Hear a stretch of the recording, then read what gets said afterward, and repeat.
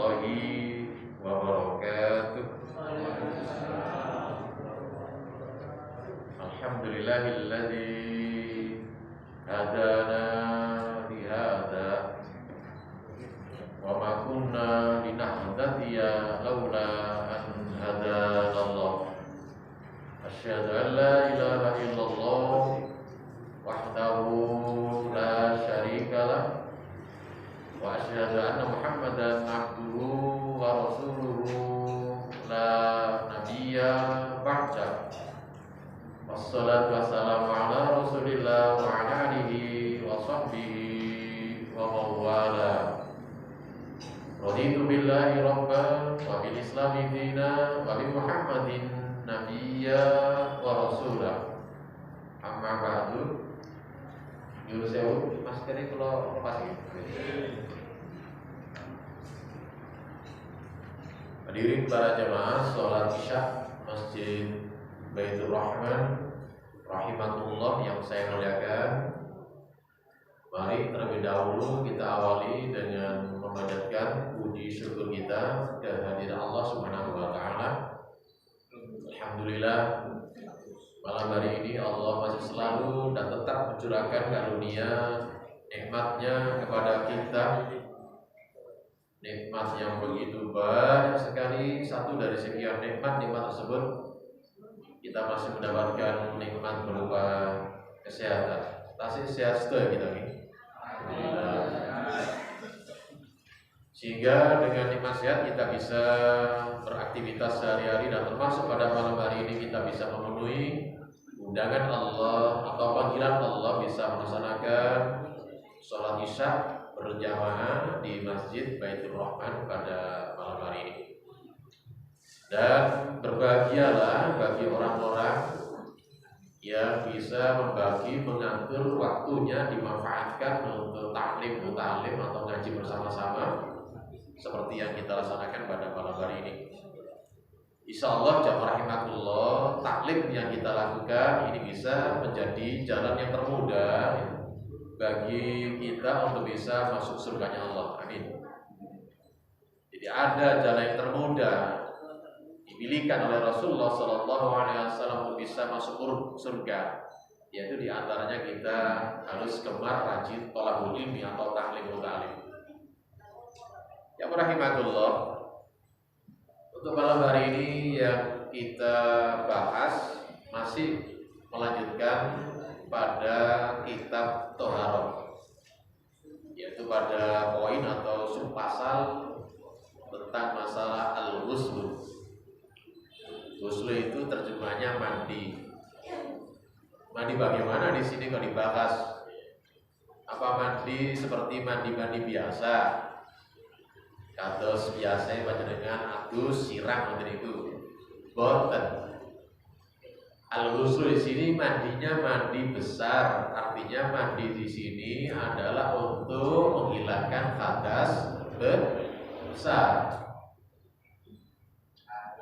Ya, makanya di sini disebut dalam kurung itu saya kasih catatan mandi besar atau mandi junub, mandi janabat. Oleh karena itu yang perlu kita pahami, mandi besar, mandi junub, mandi janabat beda dengan mandi kita sebagaimana mandi sehari-hari. Mandi sehari-hari tidak diatur dalam syariat Islam. Sakar PDW boleh-boleh saja, karena itu bukan mandi ibadah. Kalau sudah mandi janabat, mandi junub, ini sudah diatur. Karena ini bagian termasuk ibadah makhluk. Makanya kalau panjenengan baca di dalam buku-buku fikih atau kitab-kitab fikih, mandi jenebat atau mandi besar junub ini termasuk ada di dalam kitab Thaharah.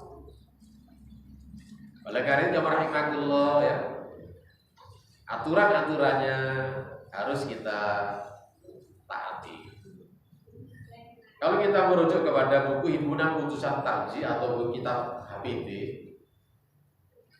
di dalam koran keputusannya, mari kita lihat dalam fotokopi ya. Kalau panjenengan punya buku HPD, Bisa dilihat halaman 49 sampai 50, dan halaman dalil-dalilnya ada pada halaman 64 sampai 68. Kalau tarjinya bunyinya idza tatkala, ini termasuk dorong keterangan tempat atau keterangan waktu. Tatkala, ketika, sama saja. Ajnabta, kalian telah junub, janabat gitu ya. Bi khurujil mani, tanda diantaranya salah satu junub tersebut diantaranya kita mengeluarkan air, bukan air biasa, bukan air seni, bukan air kencing, tapi di sini air mani. Air mani. Kalau air kencing, ya, ini toharonya bukan mandi besar, tapi cukup dengan wudu. Dicuci dulu kemudian diteruskan. Kalau keluar mani ini menyebabkan kita mandi besar. Disebutkan dalilnya dalam Al-Quran dalam surat Al-Maidah ayat 6. Dan ayatnya sudah kita baca, kita bahas, pertama kali kita bahas pada permulaan muqaddimah dalam pendahuluan kitab Doa. Satu di antaranya potongannya tersebut wa'in kuntum, dan jika kamu semuanya junuban itu junub, ya, fatoharu, maka toharolah, artinya mandi besar lah, mandi janabah. Dan merujuk ada hadis, wali hadisin, ada hadis, innama, hanya saja atau bahwasanya alma, air itu minal ma. Apa maksudnya nih? Air kok dari air? Maksudnya air, maksudnya mandi besar pertama. Minal ma, ini karena keluar air, maksudnya air mani. Kalau air mati tidak, air kencing tidak, air sendiri, air wadi tidak.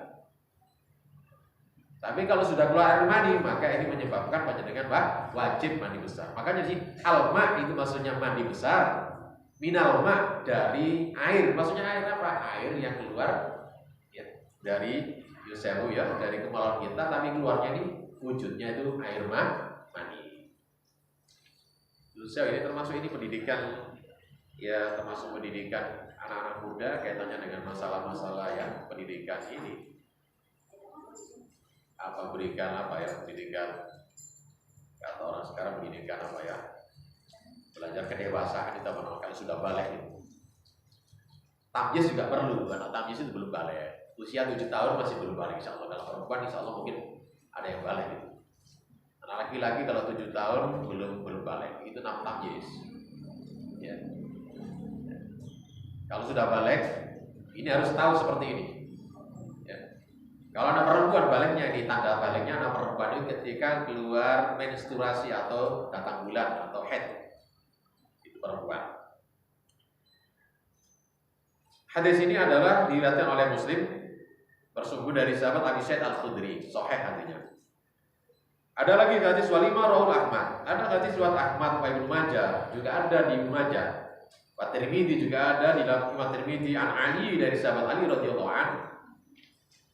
Dari sahabat Ali, dan sahabat Ali ini termasuk menantu Rasulullah. Ali mengatakan, kuntu rajulan, kami ini adalah seorang laki-laki madda'an. Ini menggunakan sigotnya mubalaghah dalam bahasa Arab. Kalau sigot mubalaghah itu bukan sekali dua kali, berarti sering. Ali sering mengeluarkan air, bukan air kencing, bukan air mati, tapi air mati. Madda'an itu air mati. Sering, bukan sekali dua kali, Ali. Karena menggunakan sigot mubalaghah. Madda'an ada tasdidnya, sering itu. Bukan sekali dua kali, tapi Ali sering keluar air mati. Fasalat, maka ditanyakanlah hal tersebut kepada Rasulullah SAW, mertuanya sendiri. Faqala, kemudian Rasulullah dijawab, fil madi, kalau urusan keluar air madi, ini cukup toharonya al-wudu saja. Wafil mani, kalau urusan keluar air mani di sini gak cukup wudu, tapi di sini al-ghuslu, mandi, maksudnya mandi janabah. Itulah dalil-dalil ya sebagai pelengkapan penguat dari hadis-hadis yang lain. Ada lagi hadis dari Ali lebih lengkap lagi, jemaah rahimakumullah. Ali bin Abi Thalib radhiyallahu anhu. Qala dia mengatakan, "Kuntu rajulan maddan." Kami adalah laki-laki yang sering mengeluarkan air mandi. Fastahyaitu, kami malu sungkanlah. An as'ala Rasulullah SAW. Ketika hal tersebut kami tanyakan kepada Rasulullah SAW. Ada alasan, jemaah rahimakumullah. Adalah hadis lain mengatakan karena anaknya itu ada, maksudnya dalam bahasa hadisnya itu anak saya itu ada dalam, maksudnya dalam apa? Tanggung jawab saya, artinya menjadi istri saya, putri Rasulullah Fatimah itu. Saya malu sungkan menanyakan kepada Rasulullah. Akhirnya saya menyuruh orang lain, sahabat lain, fa'amartu Miqdad. Akhirnya Ali menyuruh sahabat Miqdad As-Aswad. Fasa'alahu menanyakan hal tersebut kepada Abi Faqala, maka oleh Rasulullah fihi. Kalau sudah keluar seperti itu, maksudnya keluar mandi saja, ini cukup toharonya dengan wudu, al-wudu. Muttafaqun alaih. Bukhari Muslim. Ya. Ada lagi hadis yang lain. Wali hadisin Ummi Salamah. Ummi Salamah itu salah satu ibunda kita. Ummul Mukminin gitu ya. Termasuk istri Rasulullah itu. Indah Bukhari, hadis ini ada di Bukhari dan Muslim. Allah dia mengatakan, ya Rasulullah, Inna Allah, sesungguhnya Allah, la yastahi, Allah itu tidak sungkan, tidak malu. Fil haqqi, urusan yang benar Allah tidak malu. Yang benar dikatakan benar. Fahal, maka apakah ala almar, apakah terhadap perempuan al-huslu juga ada mandi besar? Idza ihtalamat, masa saya keliru ya. Idza ihtalamat, apabila perempuan tadi itu bermimpi. Mimpi apa di sini maksudnya itu? Mimpi basah. Kalau melihat seperti ini ternyata perempuan juga sama dengan laki-laki, ada mimpinya, ada mimpi basah. Apakah ada perempuan mandi besar ketika mimpi? Maksudnya bukan mimpi biasa, mimpi basah. Mimpi ngompol itu bukan ya. Mimpi basah itu. Kalau laki-laki tandanya memang baliknya tadi mimpi basah. Tapi perempuan tanda baliknya adalah keluar head, gitu ya. Tapi juga ada perempuan yang mimpi basah. Qala Rasulullah, "Na'am ya. Idza ra'aitil ma', apabila kalau dia mimpinya tadi itu kelihatan airnya, ada airnya maksudnya basah. Berarti dia ya sama mengeluarkan air mani. Itulah jamaah rahimakumullah salah satu di antara penyebab kita diwajibkan mandi besar, salah satu di antaranya apabila kita keluar air mani.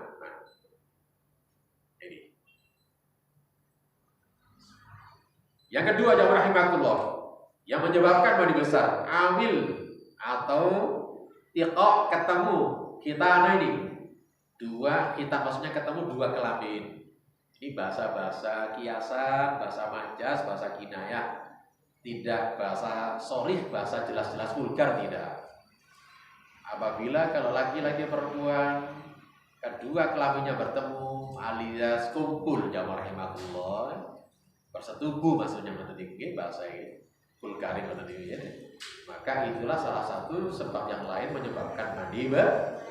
Apa sih dalilnya? Kita merujuk pada dalil ya, hadisin. Ada hadis idza jalasa bainal su'abiyah, apabila telah duduk di antara tulang-tulang rusuk, yang jumlah di sini ada 4 rusuk, ada yang 4 kalau duduk. Suma jahadah, kemudian diteruskan dengan sungguh-sungguh. Ini juga bahasa kiasan, bahasa majas, bahasa kinayah, gak bahasa vulgar ini. Apabila laki-laki dengan perempuan ketika bertemu ya antara 4 rusuknya tadi diteruskan, maksudnya bertemu bagaimana? Ini bahasanya maksudnya kumpul atau setubuh. Fakot, maka kata sungguh ya, wajib alaihi atasnya al-huslu, yaitu mandi besar, mandi janabah. Hadis ini sahih, rawahu Bukhari, akhrajal Bukhari, juga di Muslim juga ada, wahiruma dan yang lain dari duanya. Min hadisin, bersumber dari hadis sahabat Abu Hurairah radhiyallahu anhu. Jadi salah satu penyebab mandi besar yang kedua diantaranya kalau jinabat di sini diantaranya Nusewu suami istri tentunya di sini ya. Hubungan yang sah itu kan hubungan kelamin itu ya, satu tubuh itu kan suami istri yang sah itu, yang dibenarkan.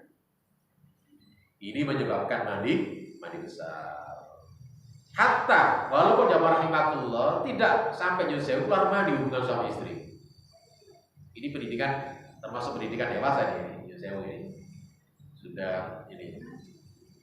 Memang awalnya ada di Muslim, awalnya dulu ketika awalnya, tapi hadis ini maksud dihapus. Awalnya hubungan suami istri kalau tidak sampai keluar mandi tidak menyebabkan mandi besar, itu awalnya begitu. Tapi dengan hadis ini berarti dimaksud hukum yang dahulu ketika ada hadis kemudian ini datang kemudian, maka yang berlaku hukum ini adalah hadis yang datang menyusul kemudian ini. Awalnya enggak mandi kalau udah keluar mandi, tapi karena hadis ini maka keluar mandi atau tidak hubungan suami istri tetap menjadikan wajib mandi besar, mandi junub, mandi janabah. Ya, itu penyebab yang kedua. Penyebab yang lain yang rahimakumullah menyebabkan mandi besar atau kalian ada kemauan atau keinginan hudurul Jumat, datang sholat Jumat. Putusan Muhammadiyah jamaah rahimakumullah ya. Datang sholat Jumat itu memang yang wajib bagi sholat Jumat khusus bagi laki-laki. Maka otomatis hadis ini keputusan ini berkaitan dengan laki-laki. Tapi ada hadis lain yang yang umum. Perempuan, laki-laki kalau hari Jumat sama juga di sana dengan bahasa Muslim wajibun. Jadi al-muslimun, jadi di Muslim juga begitu ya. Kullu muhtalim, semua orang yang sudah balik gitu, kata Rasulullah, yaumul Jum'ah itu mandi Jumat wajibun ya. Kullu muhtalim, mandi Jumat mandi wajib bagi laki-laki perempuan yang sudah balik. Ini umum.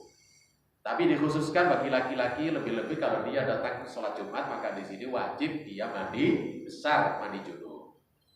Angkatan ini mungkin panjenengan barangkali belum ada yang mungkin belum pernah membaca. Sehingga mandi sholat Jumat itu seakan-akan mandi seperti biasa, mandi ya seperti ya sehari-hari, padahal dalam khusus tarjah tidak, mandinya beda. Mandi di sini diatur mandi besar, mandi janabat kalau panjenengan datang ke Jumat. Lalu menjadi persoalan, bagaimana Pak kalau misalnya tidak sempat karena mungkin ada kesibukan yang lain, kerja mungkin barangkali ya, nyambut gawe berangkat isu ya. Berangkat dari rumah nanti kapan mandinya? Nah, ini kita menggunakan hadis yang umum yang am. Bagaimana mandinya? Ya ketika panjenengan misalnya mandi pagi itu bedakanlah bukan mandi biasa. Mandi pagi tadi usahakan sudah termasuk mandi besar. Nanti cara-caranya akan kita teruskan. Bukan mandi biasa. Karena panjenengan nanti tidak sempat kalau misalnya siang-siang mau Jumatan tidak sempat mandi karena ya sibuk mungkin urusannya kerjaan. Kecuali kalau panjenengan punya kantor sendiri bisa mandi di kantor sendiri silakan kalau di sana mau Jumat mandi besar itu. Tapi kalau panjenengan tidak punya waktu maka otomatis lakukanlah mandi janabah tersebut saat panjenengan berangkat kerja. Atau mawon. Untuk untuk khurut ilal khilaf. Jadi keluar daripada perbedaan tadi itu kita tetap Jumat mandi besar.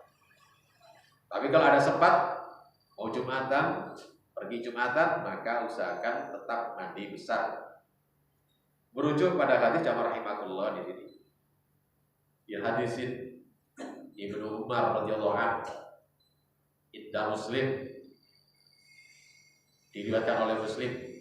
Qala Rasulullah sallallahu alaihi wasallam, Rasulullah telah bersabda, "Idza arada ahadukum, apabila ada keinginan kemauan salah seorang di antara kamu ayatiya untuk datang al-Jumat atau salat Jumat, falyaghtasil, maka mandilah di sini. Mandi biasa, bukan mandi biasa di sini. Mandi besar, mandi janabah. Dari itu. Tentang masalah wajibnya menjadi khilafiyah di kalangan ulama, tapi Muhammadiyah mengambil dalil-dalil secara teks seperti ini memang insya Allah yang kuat jamaah rahimakumullah, mandi besar ketika sholat Jumat itu bukan menjadi sunnah muakkadah, tapi menjadi wajib. Sekali lagi, memang ada ulama mengatakan sunnah muakkadah, di antaranya Syafi'iyah. Ya. Tapi ketika tidak ada qarinah yang lain, ada qarinah tidak petunjuk yang menerangkan bahwa mandi Jumat itu sunat, maka kita kembali pada hadis yang jelas-jelas, lafadznya teksnya seperti ini. Falyahtasil, ini menjadi fa-nya itu adalah menjadi jawab ketika ada di sini ida, huruf syaratnya itu. Maka kalau tidak ada yang lain, fa ini menjadi wajib jawabannya. Maka mandilah. Di sini kan perintah. Maka mandilah mandi besar, ini perintah. Ketika perintah tidak ada yang menyampaikan untuk menjadikan sunat, maka perintah tadi al aslu fil amr lil wujub. Asalnya amr itu menghendaki wajib, kecuali kalau ada petunjuk yang lain, perintah tadi itu menjadi sunat. Insyaallah jamaah rahimakumullah, pendapat yang kuat bahwa mandi besar Jumat itu adalah wajib bagi laki-laki. Kalau perempuan hatinya umum, monggo silakan. Saya suka mengatakan di umum, walaupun perempuan tidak ada kewajiban sholat Jumat, tapi tetap Jumat perempuan juga wajib mandi Jumat untuk menghindari khilaf. Kan enak kan jadi. Jadi nyusewu ibu-ibu, nyusewu mandi Jumat itu bukan mandi keramas, bukan mandi sehari-hari, tapi di sini mandi besar. Bisa nanti mungkin pagi hari boleh ya, bisa nanti sholat zuhur juga boleh, silakan. Atau mungkin juga sholat asar juga boleh. Karena itu tidak dituntut untuk wajib sholat Jumat. Jadi yang berikutnya rahimakumullah, penyebab lain au nukaitil bilal haid, atau selesai dari haid. Ibu-ibu, ini khusus ibu-ibu, kata gula. Merujuk pada hadis, bukan ya? Oh iya betul. Maaf, bukan hadis, ini Al-Quran. Lima dalla, karena dalil ala wujubiyah, diwujubkannya seperti itu. Nas, ada nas yang jelas ketemu Al-Quran. Wala taqrabuhunna hatta yatahurna. Ini berkaitan larangan bapak-bapak mengumpuli istri-istri ketika sedang haid. Tapi kalau sudah haid di sini diberitakan harus bersuci. Nah, ini menjadi khilafiyah. Apakah mengumpuli istri ketika berhenti haid belum mandi besar boleh apa tidak? Jumhur ulama tidak boleh. Tapi Hanafiyah boleh. Itu Hanafiyah, ini perdebatan. Walaupun dia belum mandi besar. Tapi kalau sudah berhenti, Hanafiyah boleh mengumpuli istri. Tapi jumhur ulama, kebanyakan ulama tidak. Ya. Karena Hanafiyah tuhur itu bagaimana? Apa mandi besar? Tidak. Tuhur maksudnya di sini adalah kata Hanafiyah kalau sudah berhenti haid. Pemahamannya gitu Hanafiyah. Tapi berbeda dengan ulama yang lain, jumhur ulama, banyak ulama tidak. Jangan kau mengumpuli istrimu ketika dia dalam keadaan sampai dia yadhurna, sampai dia bersuci. Maksudnya di sini suci bukan bertihat, tapi suci kalau sudah mandi besar. Benar itu ya. Faidah tadhurna, ini maksudnya apabila sudah suci. Dan seterusnya ini. Fatu amarallah haitsu tiktum. Amarallah, datangilah apa yang diberikan oleh Allah. Maksudnya kumpulilah istri-istri kalau sudah suci. Suci bagaimana? Sekali lagi suci kalau sudah mandi besar. Pendapat jumhur gitu. Ada lagi hadis dari Aisyah radhiyallahu anha. Oleh hadis Aisyah radhiyallahu anha, kalau dia mengatakan innal Fatimah, sesungguhnya Fatimah binti Abi Qubais. Karena dia ini perempuan tustahab. Perempuan dia sering keluarkan darah tapi bukan darah haid, darah istihadah.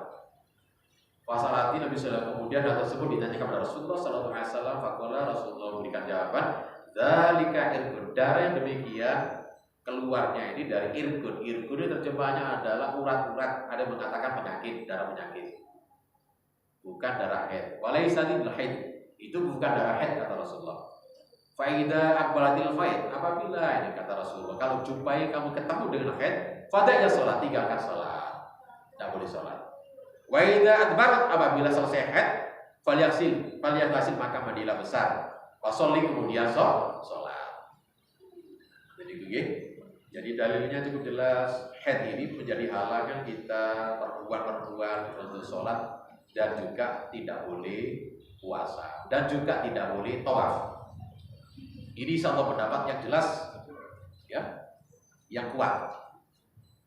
Tapi sementara kalau tawaf ini menjadi khilafiyah.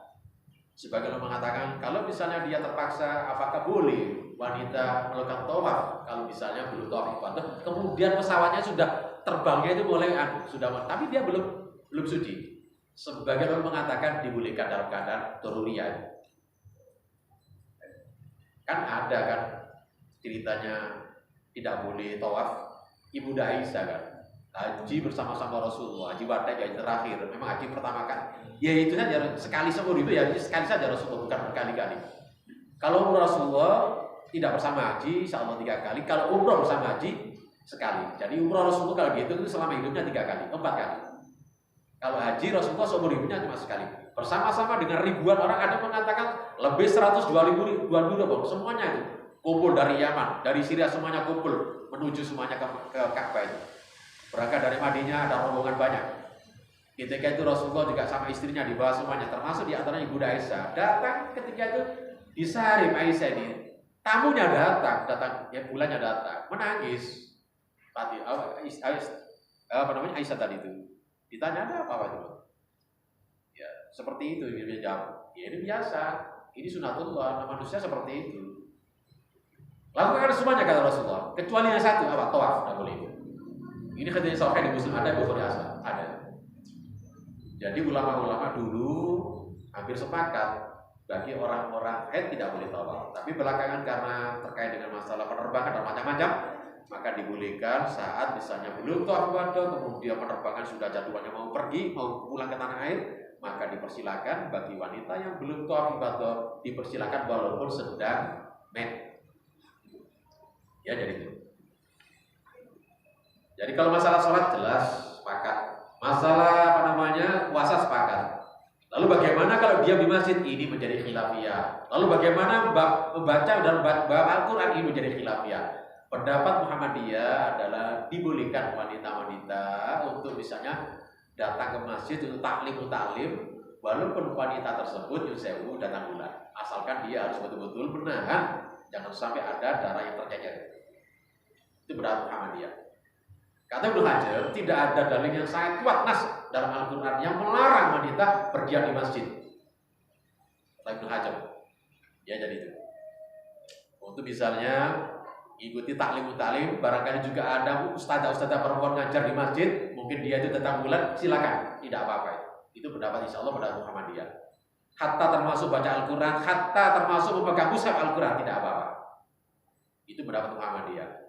Ini menjadi khilafiyah ya rahimahullah, jadi ya. Jadi pendapat Muhammadiyah begitu ya. Itulah insya Allah pendapat Muhammadiyah yang saya baca dan saya pahami. Ini jadi itu. Teman Ibnu Hajar mengatakan tidak ada nas yang kuat, yang sore yang jelas mengatakan wanita berdiam di masjid dilarang, misalnya kalau dia datang bulan. Dan tidak ada juga dalil melarang secara tegas wanita membaca dan memegang mushaf Al-Quran, tidak ada dalilnya. Yang secara jelas ada. Ya, begitu gitu. Yang berikutnya jamaah rahimahullah, khusus perempuan awil nifas, atau kalau sudah nifas, maksudnya bagian nifas. Nifas itu kalau perempuan melahirkan itu namanya, kalau darah keluar itu namanya darah habis wilada, habis melahirkan. Itu ada darahnya darah nifas. Nah, tiap perempuan yusewu beda-beda ya. Ada yang mungkin 40 hari, tapi rata-rata kalau lihat hatinya Ibunda Ummu Salamah, perempuan zaman dulu ya, kami ini kata Rasulullah ya, zaman Rasulullah, perempuan biasa tidak sholat, maksudnya udan, maksudnya duduk itu tidak sholat selama 40 hari ketika nifas. Kalau selesai nifas ya baru mandi besar. Jadi ingat tadi gue. Jadi ada berapa tadi penyebabnya? Kalau nggak salah ada 5 tadi ya. Pertama diantaranya apa? Tadi apa? Junub, bisa karena keluar mani ya. Kemudian kedua datang ke Jumatan. Kemudian berikutnya tadi kumpul suami istri. Kemudian berikutnya haid. Kemudian berikutnya tadi nifas. Sampai di sini barangkali ada yang mau tanya sebelum saya lanjutkan, monggo. Ada yang tanya silakan.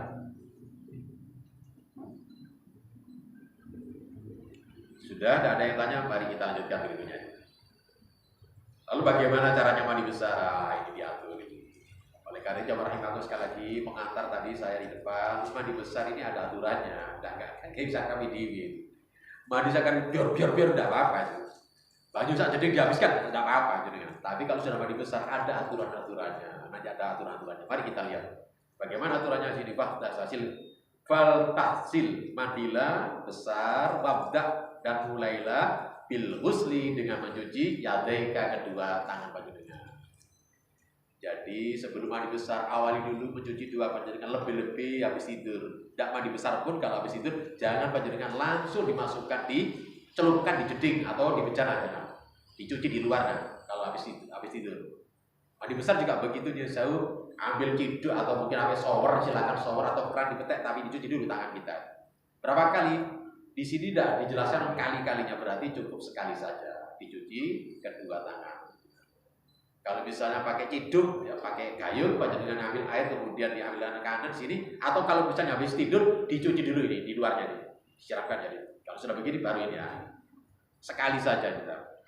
Apa rujukannya di hadisin ini? Dalilnya di hadisin Ibnu Aisyah radhiyallahu anha, Nabi sallallahu alaihi wasallam yang lengkap hatinya ya. Karena adalah Rasulullah idza iftasala apabila beliau Rasulullah mandi minal janabah dari mandi janabat yabda'u dia mulai falyaghsil kemudian yang awal sekali mulai dia mencuci yadai kedua tangan beliau. Semua dan terusnya di hatinya yang kita terangkan belakang ini. Jadi inilah dalil yang dipakai di dalam tarjah tadi. Awal pertama kali Rasulullah saat mandi besar mencuci kedua tangan beliau sebelum yang lainnya. Berikutnya kita lihat ini enggak saya baca karena terusannya nanti akan dalam pasal berikutnya ketemu dengan pasal berikutnya. Kita lanjutkan yang berikutnya. Mukhlishan, semuanya kita niatin niat lillahi ta'ala. Apalagi ta'abudiyah ibadah yang mahdzani selalu harus disertakan niat. Niat tidak perlu ditalafutkan, dibaca dengan lisan. Misalnya nawaitul husli raf'ul yad ruhul hadas tidak ada begitu. Karena Rasulullah tidak ngajari begitu. Cukup niat itu urusan hati kita. Kalau panjenengan seperti itu Allah Maha tahu, panjenengan sudah mandi besar. Tidak usah pakai apa nawa itu, tidak pakai begitu jangan. Jadi panjenengan di kepala ketika panjenengan sudah menciduk tadi ya, mencuci tangan berarti di situ ada niat dalam hati panjenengan sudah mau maksudnya berkehendak melaksanakan mandi janabah. Dalilnya umum di hadisin sini innamal a'malu binniyati sudah kita bahas ini. Sesungguhnya amal-amal itu bergantung pada niatnya. Niat sudah kita bahas. Semua kemudian lanjutannya yang baru. Ihsil maka cucilah farjaka dulu tanya begitu. Jadi setelah mencuci kedua tangan, dicuci apanya? Dicuci kemaluan. Dengan apa? Dicuci bukan tangan kanan tapi bisimalika dengan tangan kiri panjenengan, tangan kibo. Wadruka kemudian di sini setelah dicuci tangan panjenengan tadi itu dengan tangan kiri baru di sini tangan kirinya digosokkan. Digosokkan kemana? Fil ardi ke tanah. Pak jadi gak ada tanahnya itu. Nanti kita auma yakubu makoma atau yang lain yang ada ketika dijedik di tanah. Mungkin di sana apa misalnya ada sabun silakan dengan sabun. Tapi kalau saya kalau saya suka menggunakan tembok karena tembok itu bisa dikiaskan sama dengan hukumnya tanah. Ada kan jedik semuanya ada temboknya kan, kecuali kalau jadi gobrak-gobrak gitu. Insya Allah kalau jedik sekarang kan tidak ada yang buka-buka. Tembok itu kalau saya suka dengan apa tembok itu. Dan sekali lagi kita cuci nyusewu ini dulu keluar ini sekali kemudian ngambil lagi air ini dengan tangan kanan kemudian tangan kanan nanti disiramkan ke kemaluan dan tangan kiri membasuh kemaluan kita sekali saja kemudian tangan kiri digosokkan ke tembok. Kalau punya nggak suka tembok silakan pakai sabun silakan. Baru kemudian semua berikutnya urutannya yang tinggi ya, jadi sih dalilnya kita baca dalilnya ya. Lihat di sini Bunda Maimunah. Ini termasuk juga isi Rasulullah ya. Indah Sohihen yaitu di riwayat Bukhari Muslim. Summa kemudian Rasulullah afro menyiramkan ala farji di atas kemaluannya. Wa salah kemudian dicuci bisimali. Kepala Rasulullah dicuci dengan tangan kirinya. Summa dorobal bil ard kemudian tangan kirinya Rasulullah ditempelkan atau digosokkan ke bumi. Wa fi riwayatin dari yang lain pemasaha biturab. Tangan kirinya Rasulullah diusapkan dengan tanah itu atau dengan pasir atau dengan apa? Debu gitu. Suma kemudian berikutnya tawaddo berwudu macam ini. Wudu kama sebagaimana taqaddama sebagaimana wudu diterangkan di depan. Suma khudi kemudian setelah wudu ambillah di sini air wadkhil asabiaka kemudian air tadi masukkan di ujung-ujung pakar rambut fi usuli ya sa'ri dia.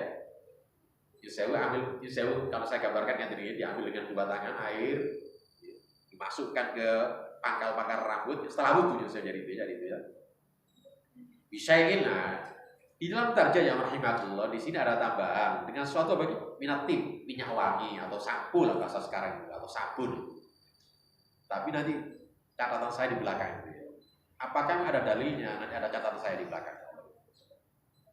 Kita lihat ada dasarnya hadisnya ini, kita lihat tadi cara Rasul tadi merujuk pada hadis Ibnu Aisyah karena Rasulullah Sallallahu Alaihi Wasallam idza ihtasala, apabila Rasulullah mandi besar minal janabah dari janabat, da'a Rasulullah minta bisya'in suatu nahwa ilabah seperti tempat pada air. Fa akhadha bikafi, kemudian Rasulullah mengambil air tersebut dengan tangannya, ya. Bada'a bisyikil ra'si, kemudian Rasulullah menuangkan air di separuh kepalanya, al aiman yang kanan. Suma asir kemudian yang kiri. Suma kemudian akhadha, kemudian Rasulullah mengambil ya kafai, kedua tangannya, telapak tangannya, faqala, kemudian mengatakan bima al-ra'si, disiramkan ke kepalanya. Akhrajahu Syaikhan. Lebih jelas lagi kita lihat hadis lain Ibnu Aisyah menceritakan anna Asma sa'ali Rasulullah SAW. Asma bertanya kepada Rasulullah SAW tentang ghuslil mahid, mandi dari haid. Faqala, kemudian Rasulullah menjawab, ta'khudhu ihdakunna, mengambilkan salah seorang di antara kami ma'a, airnya, wasidrin, dan dicampur dengan daun bidara. Fatutahurna, kemudian di sini bersuci dengan air campur bidara. Fatuksirtur, kemudian dibaguskan cara mencucinya. Summa tasabul arasi, kemudian disiramkan air atas kepalanya. Fatudluku dalkan sadidan, kemudian digosok kepala jadi dengan gosokan yang sangat keras. Hatta sehingga tablusun, sehingga sampailah basah semuanya rasi ya kepalanya. Summa tasabul alaihi, kemudian disiramkan air atasnya itu. Summa takhudhu farsa, kemudian diambil di sini kapas, mumsak atau diapakan kapas, diusapkan untuk sebagai fatutahurna, fatutahir, biha, dicucilah dengannya. Yang rahimahullah hadis ini saya lihat di Bukhari, di Muslim, di catatan Bukhari, babnya di bukan kapas tadi dikasih minyak wangi tadi itu diusapkan rambutnya, bukan. Muslim mengatakan bab ini adalah khusus perempuan haid. Sehabis mandi besar perempuan haid tadi itu caranya tadi ada campur dengan daun bidara, ya. Iya, tadi itu kan sama Rasulullah perempuannya suka pakai daun bidara, jadi mandinya daun bidara tadi. Bahkan dalam hadis lain kum dulu di mandi bidara sebelum mandi besar, ada perempuan khusus perempuan yang haid, ya. Kemudian setelah mandi besar nyusewu, kemudian kapas tadi itu nyusewu diusapkan di kemaluan. Di Bukhari, di Muslim tadi bukan di, tapi hadis ini dipakai di Muhammadiyah untuk menggunakan sampo baik laki-laki perempuan. Monggo silakan saja. Tapi kalau saya Jabar Rahimakumullah lebih suka menggunakan sampo dan sabun itu di luar mandi besar tadi. Mandi biasa dulu. Sampuan silakan, pakai sampo silakan, ya. Nyiram kita nggak pakai aturan silakan karena ini bukan mandi besar, ya, bukan mandi janabat. Pakai sabun silakan segitu, baru kemudian kita laksanakan urutan tadi. Sehingga bagi kami jamaah rahimakumullah, saat mandi besar maka tidak urutan tadi itu masuk sampuan tadi dalam urutan-urutan mandi besar. Itu duluan. Kalau saya begitu. Jadi mandi saya 2 kali. Mandi biasa dulu, ya, tidak pakai aturan-aturan itu. Baru kalau sudah mandi besar ini harus diterapkan tadi. Caranya ya tadi, ya, baru ya mengambil air sini lagi.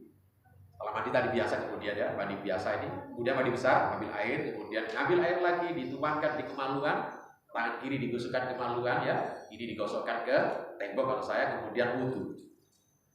Wudu di sini kalau kita merujuk pada hadisnya wudu Abu Aisyah seperti wudunya sholat, tapi beda ketika kita bahas hadisnya Ibu Maimunah, beda lagi. Sama-sama kuatnya di Bukhari ada, di Muslim ada. Kata Ibnu Maimunah tidak, beda wudunya dengan sholat. Beda bagaimana? Kakinya Rasulullah tidak disiram. Itu kata Ibnu. Tapi hanya Aisyah seperti waktu sholat, berarti sama, tidak ada bedanya. Jadi panjenengan bisa mengeterapkan, mengamalkan dua-duanya.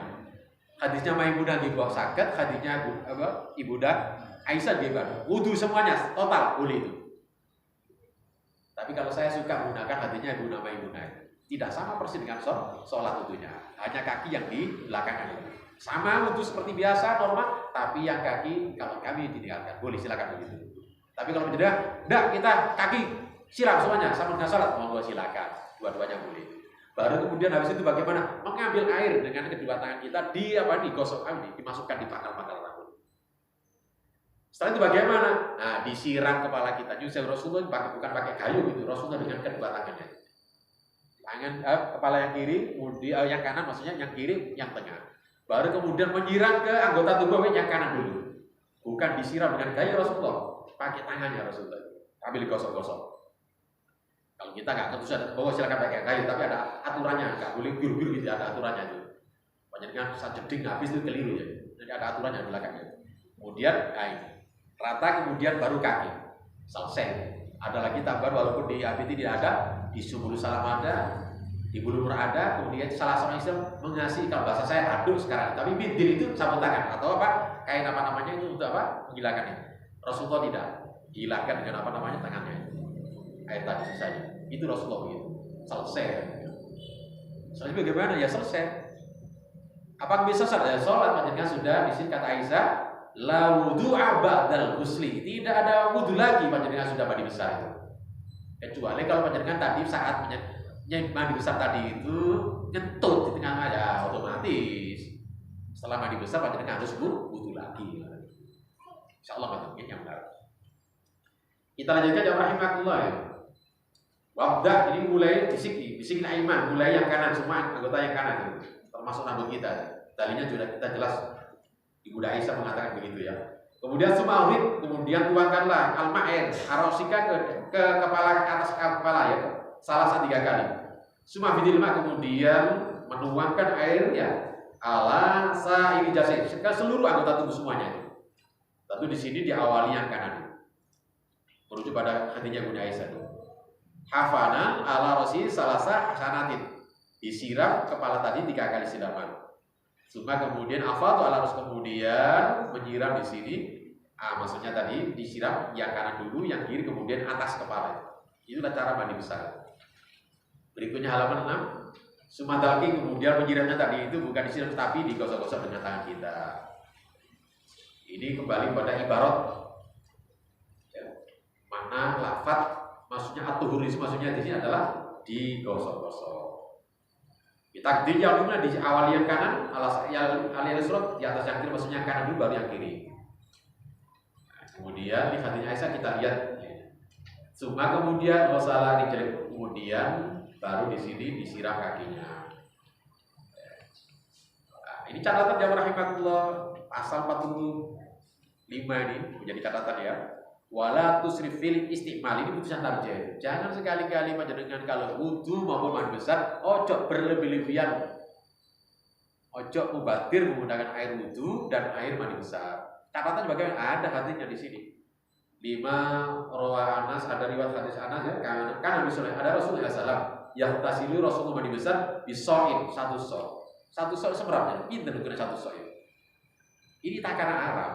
Takarannya dipakai Arab ada sok, ada mud itu. Mud itu juga takaran. Mud itu sewu, banyak di zakat juga begitu ya, ada apa namanya? Fidyah juga pakai mud. Zakat pakai sok itu.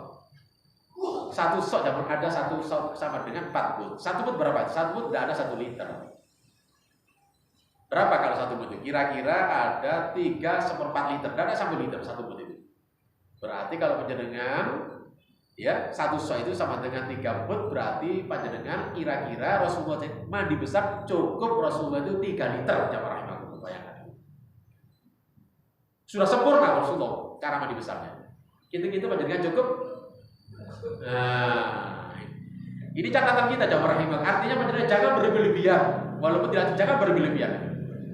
Mandi besar 1 jedek dihabiskan semuanya gimana jadi? Wudu juga begitu. Mandi wudu Masya Allah berliter-liter, jangan berlebihan, jangan. Makanya panjenengan walaupun pakai keran hati-hati lah. Jangan sih jangan biar yang irit pakai. Kenapa? Kita ingin merujuk pada Rasulullah. Ibadah sudah diatur, untuk berlebihan. Rasulullah cukup wudu, tidak sampai 1 liter sudah cukup Rasulullah. Masa kita misalnya 2 liter nggak cukup wudu, kan kebaca jamaah rahimakumullah. Kita misalnya mandi besar, Rasulullah nggak sampai 5 liter sudah cukup mandi besar. Kita 10 liter nggak cukup mandi besar, kebaca jamaah rahimakumullah ini. Ini menjadi perhatian kita jamaah, menjadi catatan kita. Lha kok tadi itu ibadah. Sekali lagi kalau penjenengan mandi biasa, sak jeding entek enggak masalah. Makanya hadis ini ada dalam bab mandi besar. Kalau ulama sudah tahu ini diatur mandinya ya, karena diatur. Ya monggo aturannya harus kita ikuti. Jadi saya bahasa saya enggak guys sekarang dhewe cara rahmatullah mandi. Cara nyirami gede diatur ngoten niku. Urutan nggih ngoten niku diatur. Cara nyiramnya. Itulah mandi besar. Nggih, karena ini ibadah. Ibadah sudah diatur, boten saged gawe sakarepe dhewe. Sabun cukup, monggo kalau ada yang mau tanya silakan. Nggih, monggo gantian Bapak nggih, gantian monggo silakan. Untuk mandi besar, tadi sudah dijelaskan untuk mandi. Untuk sebelum kita mengikuti tata cara mandi ini pada mandi besar. Berarti kita mandi bebas dulu, artinya mandi yang biasa dulu. Sedangkan untuk menggunakan sampo itu termasuk mandi biasa atau bisa digunakan pada saat mandi besar. Kalau putusan tarjih tadi, sampo tadi itu masuk dalam urutan mandi besarnya. Tarjih tadi kan pakai wangi-wangian gitu ya. Tapi hadis tersebut saya berikan komentar, hadis ini tidak ada hubungannya dengan sampuan, tidak pakai wangi-wangian. Tapi perempuan khusus pakai kapas pakai wangi-wangian, diusapkan di kemaluannya. Babnya di Muslim waktu itu saya baca, bukan tidak ada hubungannya pakai wangi-wangian di kepalanya tidak. Tapi kalau dengan terapkan hadis monggo silakan dipakai di tarjih monggo silakan. Pakai sampo ya, digunakan untuk rambut silakan. Ngoten nggih jadi boleh. Masuk urutan tadi juga. Nggih ngoten niku. Tapi kalau saya suka, kalau saya mandi biasa dulu, tidak pakai aturan-aturan, pakai sampo, pakai sabun ya selesai, baru urutan. Kenapa begini? Saya menghindari zaman ngeri khilaf. Kenapa? Karena Muhammadiyah saya menyentuh kemaluan kan batal panjenengan itu. Iya. Kan nggak terbi. Panjenengan habis wudu tadi misalnya. Saya kalau nyiram tadi itu misalnya gosok-gosok, kemaluan kita digosok kan menjadi batal wudu kita kan. Kalau saya menghindari begitu. Maka oleh karena itu sabunan, sampuan tadi itu mandi biasa saya. Habis itu baru mandi besar. Sehingga aman panjenengan. Gak tangan itu nyosewu, gak kelayapan kemaluan, insya Allah begitu. Gak kemana-mana, ya sudah seperti tadi itu. Tapi kalau jenengan tadi nyosewu, kalau misalnya pakai sabun, pakai sampo, ketika mandi besar nyosewu, yang namanya orang ya, otomatis kan ada yang lupa sampuan tadi itu atau sabunan tadi itu gosok, ternyata kemaluan digosok. Ini persoalannya ini tadi. Itulah saya. Karena Muhammadiyah itu saya paham fikihnya terus hampir dengan Syafi'iyah sama batalnya wudu, termasuk menyentuh kemaluan di batal wudu tadi. Keluar dari khilaf saya hindari. Maka kalau saya lebih suka mandi biasa dulu, tidak pakai aturan-aturan, baru menerapkan mandi besar. Insya Allah nggak sampai 5 liter sudah cukup mandi besar tadi. Insya Allah begitu. Tetap game jadi. Oke, monggo Bapak yang lain monggo silakan. Monggo silakan.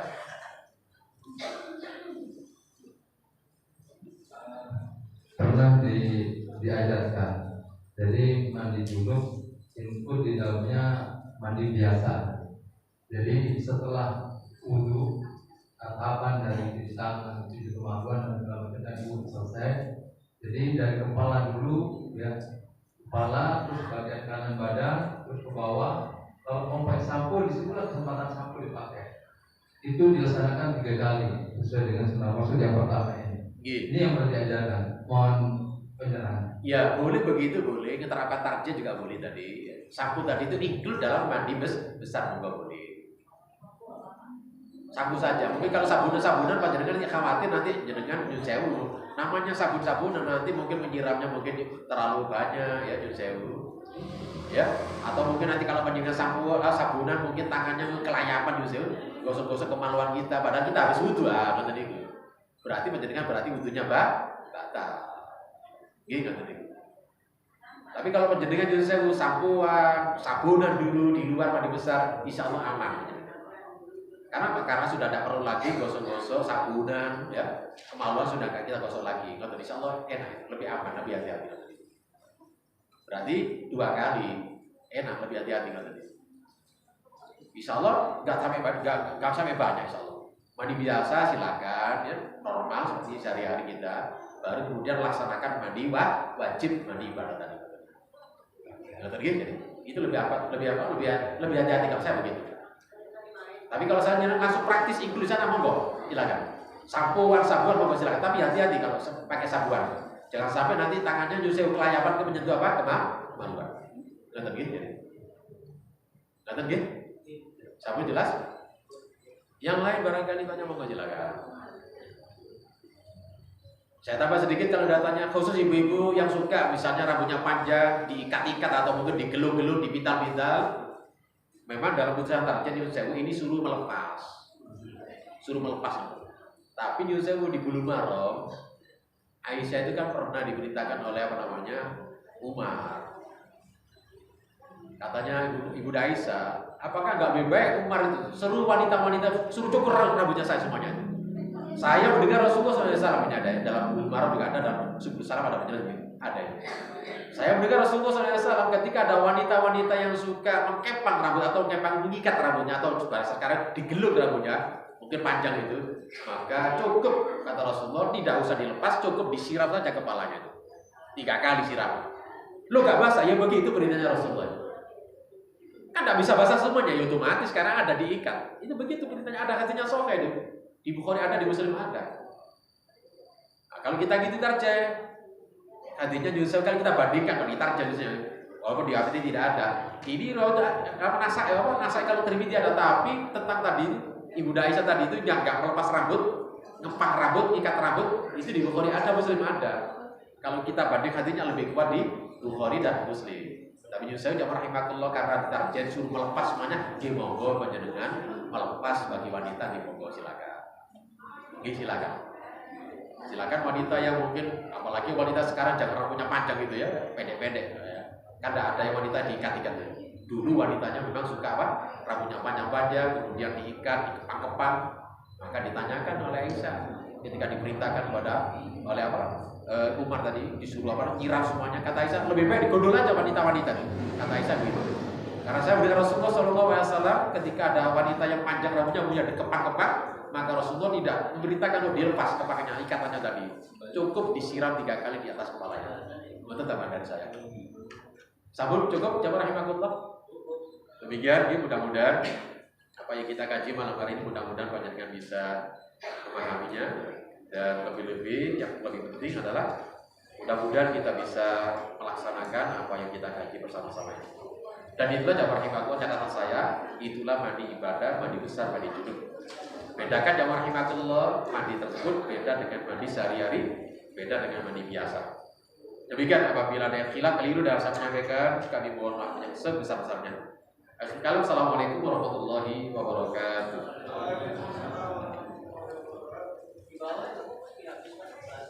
Sudah habis, silakan dibawa.